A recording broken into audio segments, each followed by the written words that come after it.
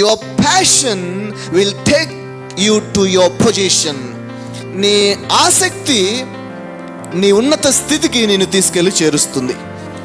ఈ దావీదు అనే వ్యక్తి సంగీతాన్ని అద్భుతంగా వాయించగలుగుతాడంట. కానీ ఎక్కడున్నాడు అతను?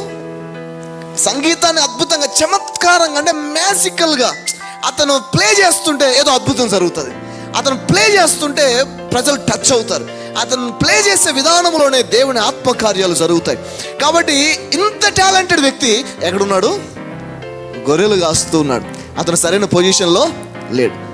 అయితే అతని పొజిషన్ ప్రస్తుతం ఏదైనా, అతని ఆసక్తి రాజు కబురు గొర్రెల దొడ్లో ఉన్నటువంటి దావీదు దగ్గరికి వెళ్ళింది.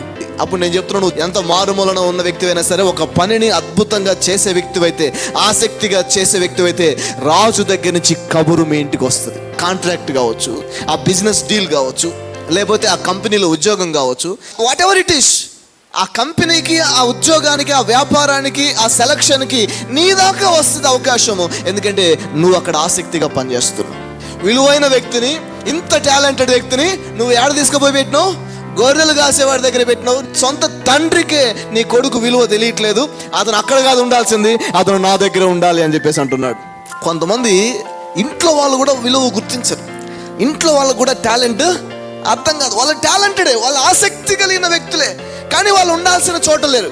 నేను చెప్తున్నాను, మీరు ఎక్కడున్నా పర్లేదు, ఎక్కడున్నా పర్లేదు, మిమ్మల్ని ఎలా ఎవరు చూసినా పర్లేదు, ఎలా అండర్ ఎస్టిమేట్ చేసినా పర్లేదు. మీరు నిజంగా ఆసక్తి పర్లేదు, if you are a passionate person, మీరు మీ పని పట్ల బహు ఇష్టం కలిగిన వ్యక్తులైతే, దాన్ని ప్రేమించే వాళ్ళైతే, ఆ పనిని శ్రద్ధగా చేసే వ్యక్తులైతే, మిమ్మల్ని ఎక్కడ ఉంచాలో అక్కడ తీసుకెళ్తాడు దేవుడు.